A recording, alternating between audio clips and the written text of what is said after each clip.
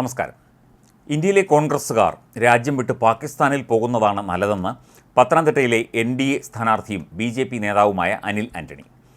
രാജ്യദ്രോഹിയായ ആന്റോ ആന്റണിക്ക് വേണ്ടി പത്തനംതിട്ടയിൽ വോട്ട് തേടാൻ AK ആന്റണി വരില്ലെന്നാണ് കരുതുന്നത്. നരേന്ദ്രമോദി പ്രചരണത്തിന് എത്തിയ മണ്ഡലത്തിൽ ഇനി ആര് വന്നിട്ടും കാര്യമില്ലെന്നും അനിൽ ആന്റണി പറഞ്ഞു. കോൺഗ്രസ്സുകാർക്ക് ഇവിടെ പ്രത്യേകിച്ച് രാഷ്ട്രീയ ഭാവി കാണുന്നില്ല. അവർക്ക് നല്ലത് പാകിസ്ഥാനിൽ പോയി അവിടെ പാർട്ടി യൂണിറ്റ് ഉണ്ടാക്കി അവിടുത്തെ തെരഞ്ഞെടുപ്പിൽ മത്സരിക്കുന്നതാണ് നല്ലതെന്നും അനിൽ ആന്റണി പറഞ്ഞു. AK ആന്റണി പാർലമെന്റ് രാഷ്ട്രീയത്തിൽ നിന്ന് വിരമിച്ചയാളാണെന്നും സജീവമായി കോൺഗ്രസിലുള്ളവരോടാണ് ഇക്കാര്യം പറയുന്നത് എന്നും അദ്ദേഹം വ്യക്തമാക്കി. ആന്റോ ആന്റണി തീവ്ര മനോഭാവമുള്ള ചില ന്യൂനപക്ഷ വോട്ടുകൾക്ക് വേണ്ടി രാജ്യദ്രോഹം പറഞ്ഞ വ്യക്തിയാണ്. രാജ്യസ്നേഹിയായ ഒരു വ്യക്തിയും ആന്റോ ആന്റണിക്ക് വോട്ട് ചെയ്യുമെന്ന് കരുതുന്നില്ല എന്നും അദ്ദേഹം പറഞ്ഞു. ലോകത്തെയും ഇന്ത്യയിലെയും ഏറ്റവും ജനസമ്മതനായ നരേന്ദ്രമോദിയാണ് ഇവിടെ പ്രചരണത്തിന് ആദ്യമെത്തിയത്.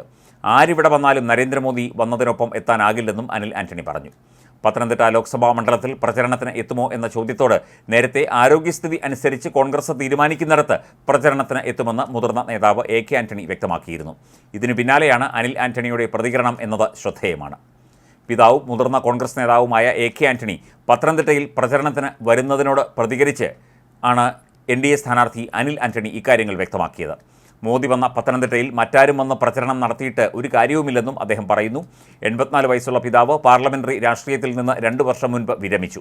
രാഹുൽ ഗാന്ധി അടക്കം സജീവമായി രാഷ്ട്രീയത്തിൽ നിൽക്കുന്ന കോൺഗ്രസിലെ നേതാക്കൾ പത്തനംതിട്ടയിൽ വന്നിട്ട് ഒരു കാര്യവുമില്ല. മോദി വന്ന് ഉണ്ടാക്കിയ 1 മിനിറ്റിൻ്റെ ഇമ്പാക്റ്റ് പോലും മറ്റൊരു നേതാവിന് ഉണ്ടാക്കാൻ സാധിക്കില്ലെന്നും അനിൽ ആന്റണി വ്യക്തമാക്കി.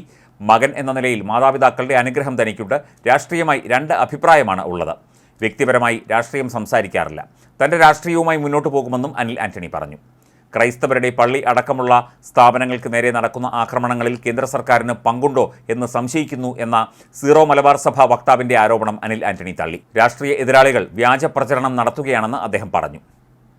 ഗോത്രങ്ങൾ തമ്മിലുള്ള പ്രശ്നങ്ങളെ വർഗീയവൽക്കരിക്കാൻ ശ്രമിക്കുന്നത് ശരിയല്ലെന്നാണ് സഭയുടെ ഏറ്റവും മുകളിലുള്ള ആൾ പറഞ്ഞത്. സഭയിലെ എല്ലാവരുമായി ഇക്കാര്യം സംസാരിച്ചതാണ്. യാഥാർത്ഥ്യം എല്ലാവർക്കും അറിയാമെന്നും അനിൽ ആന്റണി ചൂണ്ടിക്കാട്ടി.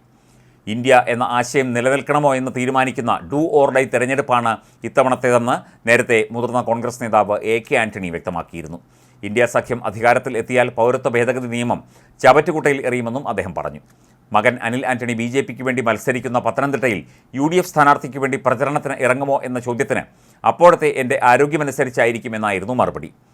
കഴിഞ്ഞ നിയമസഭാ തെരഞ്ഞെടുപ്പിൽ താൻ തിരുവനന്തപുരത്തെ KPCC ആസ്ഥാനം കേന്ദ്രീകരിച്ചാണ് പ്രവർത്തിച്ചത്. അതിനുശേഷം ആകെ ഇവിടം വിട്ടു പോയത് തൃക്കാക്കര, പുതുപ്പള്ളി ഉപതെരഞ്ഞെടുപ്പുകൾക്ക് മാത്രമാണ്. വരും ദിവസങ്ങളിലെ ആരോഗ്യാവസ്ഥ അനുസരിച്ചായിരിക്കും ഇത്തവണത്തെ പ്രചരണ പരിപാടികൾ. എന്തായാലും തിരുവനന്തപുരം കേന്ദ്രീകരിച്ച് തന്നെക്കൊണ്ട് കഴിയുന്ന നിലയിൽ പ്രചരണത്തിന് ഇറങ്ങുമെന്നും AK ആന്റണി പറഞ്ഞു. ഭരണഘടനയുടെ അടിവേര് തകർക്കാനുള്ള BJPയുടെ ശ്രമങ്ങൾക്കെതിരെ കോൺഗ്രസിന് വേണ്ടി ഏതറ്റം വരെയും പോരാടുമെന്നും AK ആന്റണി നേരത്തെ വ്യക്തമാക്കിയിരുന്നു.